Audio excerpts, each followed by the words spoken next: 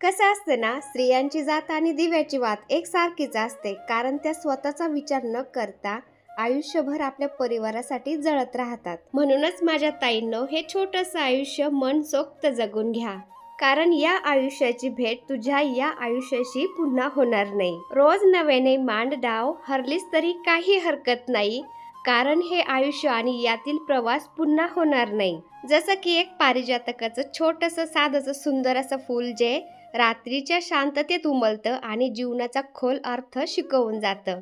पारिजातकाचं वैशिष्ट्य म्हणजे ते रात्रीचं उमलतं असतं आणि अगदी रात्रीच्या निखळ शांततेत जणू ते आपल्याला सांगत असतं, तुझ्या जीवनात कितीही अंधार असलं तरी पण पुन्हा नव्याने उमलायला कधीच थांबू नकोस. म्हणजे कितीही अडीअडचणी आल्या तरी पुन्हा नव्याने उभं राहून तू लढायला शिक. आयुष्यातल्या प्रत्येक क्षणाचा आनंद घ्यावा, कारण प्रत्येक गोष्ट ही शाश्वत नसते. पारिजातकाचं फूल रात्री उमलून ते पहाटे स्वतःहून झाडावरून खाली पडतं. जणू ते आपल्याला सांगतं, त्याग हा जीवनाचा अविभाज्य भाग आहे आणि ते प्रत्येकाला कधीतरी करावाच लागतो. ते शिकवून जातं की आपण किती काळ जगलो हे महत्वाचं नसतं, पण त्या काळात आपण इतरांना किती आनंद, सौंदर्य आणि सुगंध दिला हे खरं महत्वाचं असतं. पहा, म्हणजे एक छोटंसं पारिजातकाचं फूल पण आपल्याला किती काही शिकून जातं. नमस्कार मंडळी, मी छाया आपल्या सर्वांचं आपल्या आणखीन एका नवीन व्हिडिओमध्ये अगदी मनापासून स्वागत करते. तर कालच्या व्हिडिओला तुम्ही सगळ्यांनी भरभरून प्रेम दिलं, त्यासाठी मनापासून आभारी आहे सर्वांची. आणि आज सकाळचं कामाची खूप घाई गडबड चालू होती ना, तेच मी थोडंसं शूट घेतलं होतं. चला म्हणलं तुमच्याशी छोटासा व्हिडिओ शेअर करते. एवढी थंडी चालू आहे ना, तरी पण इडलीचं पीठ मस्त असं फुललं होतं. कुकरला मी इडली लावली आणि तोपर्यंत सांबरासाठी मी फोडणी तयार करत होते. आणि फौजी साहेबांचं काय जायचं नक्की नव्हतं, त्यांना कॉल आला तरच जायचं होतं, नाहीतर मग ते घरीच होते. तर म्हटलं मग नाश्त्याला सकाळचं इडली, सांबार, डोसा असं बनवण आणि दुपारी मग चपाती भाजी करण. आणि फौजी साहेबांना अचानक फोन आला, त्यांना अकोल्याला जायचं होतं ड्युटीला. तर इडली सांबार खाऊन गेले नसतो म्हटलं तर त्यांना भूक लागन, कारण इडली सांबार हलका फुलका असतं ना, तर त्यांनी दुपारपर्यंत भूक लागते. आणि फौजी साहेबांचं कसं आहे, सकाळी ते एकदा जेवण करून गेले ना, ते डायरेक्ट संध्याकाळीच घरी येतात. आणि ते म्हणतात डब्बा उगाच ते वागायचा कारण, तर ते मग डब्बा घेऊन जात नाही, डायरेक्ट ते म्हणजे सकाळी जेवण फुल करून गेले ना, संध्याकाळी घरी जेवायला येतात, असं करतात. तर मग म्हणलं दुपारपर्यंत भूक लागन त्यांना इडली सांबारनी, तर मग पटापट चपाती पण करते, भाजी सगळं करते आणि मग त्यांना पोटभर एकदा जेवण करून ते गेले ना, म्हणजे मला पण टेन्शन नाही. नाही तर मग चुरचूर लागून राहते, त्यांना भूक लागन आणि ते बाहेरचं काही खात नाही बरं का, त्यांचं असं आहे. त्यामुळं मग मी असं घाई गडबडीने सगळं करायला लागले होते ना. एकीकडे गॅसवरती मी कुकरला इडली लावली, दुसऱ्या गॅसवरती मी सांबारासाठी फोडणी देत होते आणि पीठ पण मळून ठेवलं होतं मी. म्हणलं 5-10 मिनटं पीठ चांगलं भिजलं ना, मग चपात्या छान येतात. आणि मटकीला छान मोड आले होते ना, म्हणलं दुपारसाठी मस्त अशी कोरडी मटकी बनवण. तर फौजी साहेबांना म्हणलं मी मटकी पण थोडीशी कोरडी बनवते. ते म्हणले नको, मी सांबाराबरोबरच इडली पण खातो, डोसा खातो, चपाती पण खातो म्हणले, फक्त सांबारच भरपूर झालं, मटकी काय करू नको. आणि सर्दी झालेली ना, त्यामुळे माझा आवाज थोडासा बदबद येत असेल बरं का, तर घ्या थोडंसं समजून. आणि आपण लेडीजनी ना, आपल्याला ज्या गोष्टीपासून त्रास होतोय ना, त्या गोष्टीपासून आपण कितीही वाचण्याचा प्रयत्न केला, कितीही काळजी घेतली ना स्वतःची, तरी पण थोडी का होईना कुठंतरी चूक झाल्या जाती आणि मग आपण आजारी पडतो. असं आहे. सगळ्या घर परिवाराची आपण व्यवस्थित काळजी घेतो, सगळ्यांना जिथल्या तिथं व्यवस्थित देतो, पण स्वतःची काळजी घ्यायला मात्र आपण कुठंतरी चुकतो आणि मग आपण आजारी पडतो. आणि माझ्यासोबत तसंच होतं, कुठंतरी मी कमी पडते आणि मग ते मी आजारी पडते. तर मला शेवटी सर्दी झालीच, कितीही काळजी घेतली तरी पण. आणि इतक्यात काय झालंय, फौजी साहेबांना जास्त ड्युटीचा लोड वाढलाय, तर त्यांना निम्या रात्रीचं कॉल आला ना, निम्या रात्रीचं पण पळावं लागत आहे. कधी ते सकाळी गेलेले निम्या रात्रीचं पण येतात आणि मग त्यांची काही झोप होत नाही, मग ते सकाळी उशिरा उठतात आणि त्यांच्यामुळं मग माझं काय ते फिरणं होत नाही आता.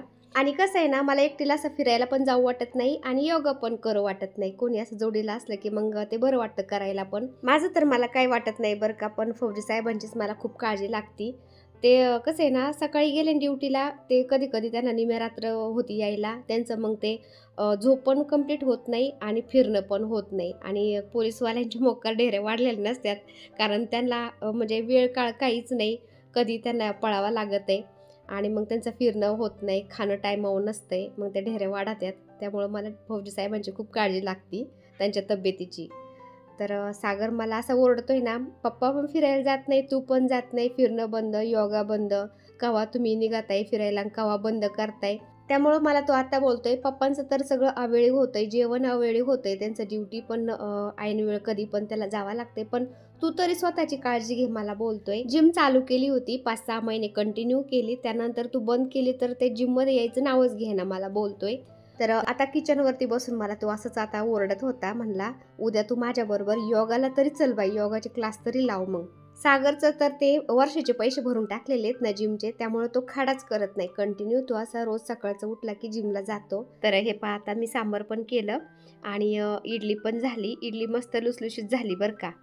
तर इडली बनवण्यासाठी आपण उडदाची डाळ आणि तांदूळ भिजायला घालतो. त्याबरोबर आपण थोडेसे साबुदाणा पण भिजू घालायचा. साबुदाणा थोडा घातला ना इडलीच्या बॅटरमध्ये, तर आपली इडली ना खूप अशी मस्त लुसलुशीत आणि एकदम फ्लफी होती. तर साबुदाणा मी थोडा घातला होता ना, त्यामुळं इडली एकदम पांढरशुभ्र झाली होती आणि एकदम अशी लुसलुशीत झाली होती. आणि इडलीचा कुकर खूप जुना आहे बरं का माझा, मी काय अजून नवीन घेतला नाही. आजकाल स्टीलचे वगैरे आलेत, म्हटलं घेईन. पण आपण काय ते इडली कधी आठवड्यातून 15 दिवसातून एकदा बनवतो, रोज काय बनवत नाही. त्यामुळं मी तेच वापरते अजून, घेईन कधीतरी नवीन.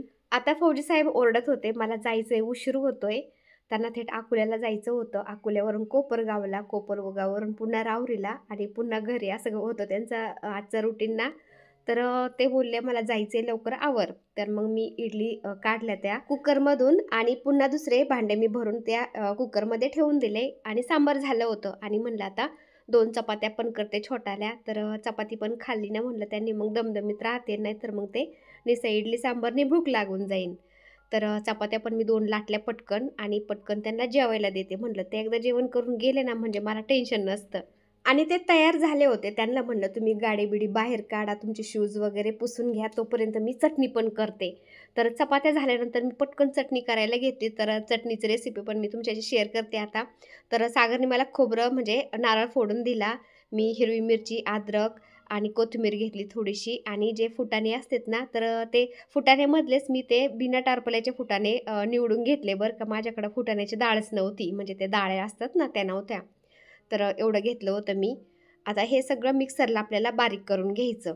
तर मिक्सरमध्ये मी ओलं खोबरं टाकून घेते. त्यानंतर आपलं हे फुटाणे घेतले होते ना बिना टारपल्याचे, ते कोथिंबीर, हिरव्या मिरच्या आपल्याला तिखट कसं लागतं त्यानुसार घ्यायच्या आणि थोडंसं अद्रक आणि लसूण नाही घातला बरं का तरी मी, कारण लसूण सोलायला वेळच नव्हता. तर 10-12 पाकळ्या लसणाच्या पण घालायच्या बरं का, तर म्हणजे चव छान येते आणि म्हणजे फ्लेवर पण छान येतो नाही का. तर लसूण नाही मी घातला मग आणि चवीनुसार मीठ घातलं. आता याला फिरवून घेते. तर आपण फुटाण्याची डाळ घातली ना, त्याने काय होतं म्हणजे ती चटणी मिळून येते, म्हणजे त्याला बाइंडिंग येते, घट्टसर झाल्या जाती.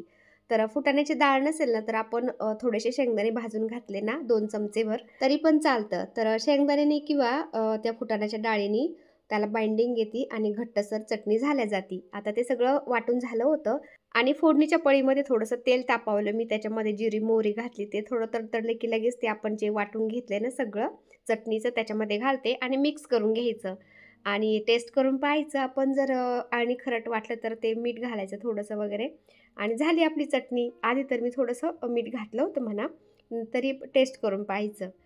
तर तुम्ही बघू शकता खोबऱ्याची चटणी झाली होती मस्त. आणि फौजी साहेब येऊन बसले होते किचनमध्ये जेवायला. तर म्हटलं मी थांबा आता ताट बनवते तुम्हाला. तर एका प्लेटमध्ये मी सांबार दिलं, एका वाटीमध्ये चटणी, 2 चपात्या, डोसा पण मी पटकन केला होता एक, त्यानंतर इडली. तर एवढं पटकन मी त्यांना दिलं. आपण एवढ्या घाईगडबडीमध्ये धावपळ करून जेवण बनवतो, पण ते जेवण करतात ना त्यांच्या तोंडावरचं रिॲक्शन पाहून आहे ना आपल्यालाच एकदम समाधान मिळतं.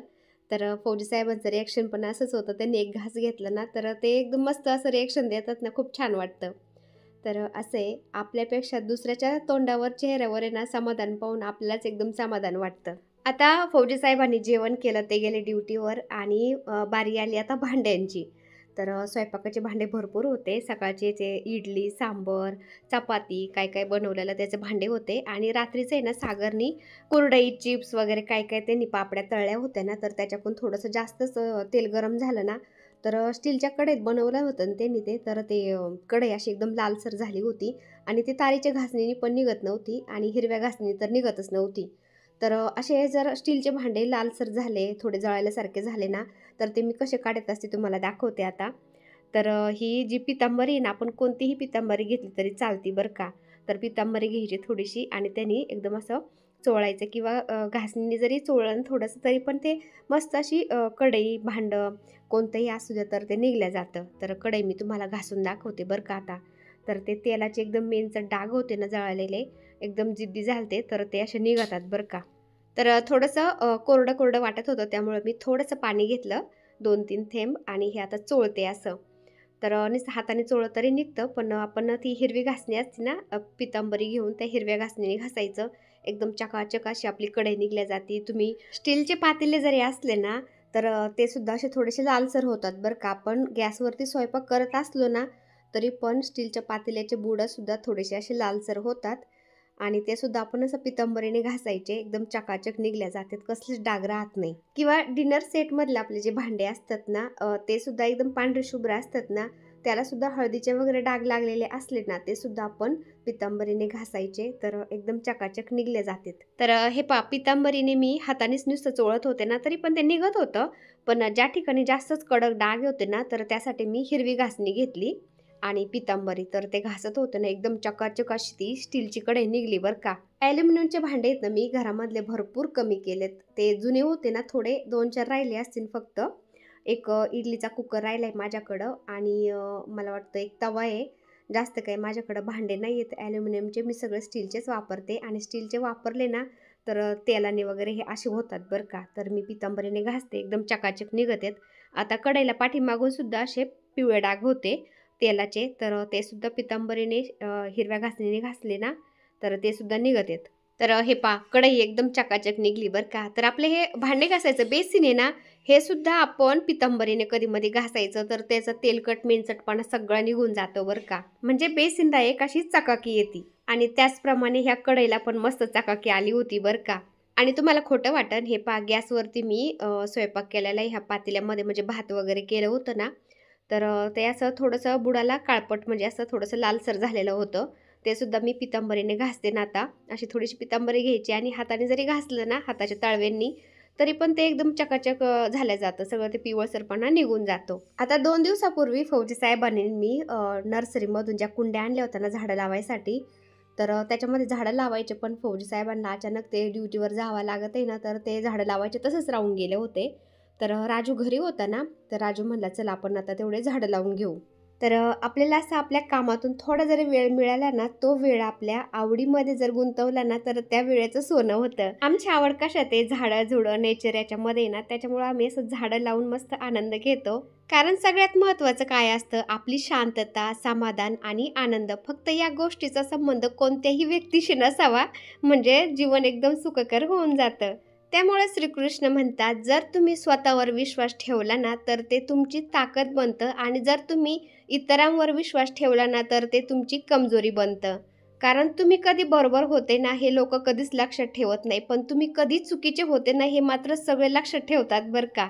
त्यामुळे लोकांचा विचार करायचा नाही. आपण आपल्याच नादात राहायचं. थोडंसं बिझी ठेवलं आणि स्वतःला डोक्यामध्ये काहीच येत नाही. तर असा होता आपला छोटासा आजचा व्हिडिओ. झाडं पण लावून झालंय. चला भेटूया दुसऱ्या व्हिडिओमध्ये. तोपर्यंत बाय. व्हिडिओ पूर्ण पाहिला त्यासाठी मनापासून आभारी सर्वांची. सर्वांना श्री स्वामी समर्थ.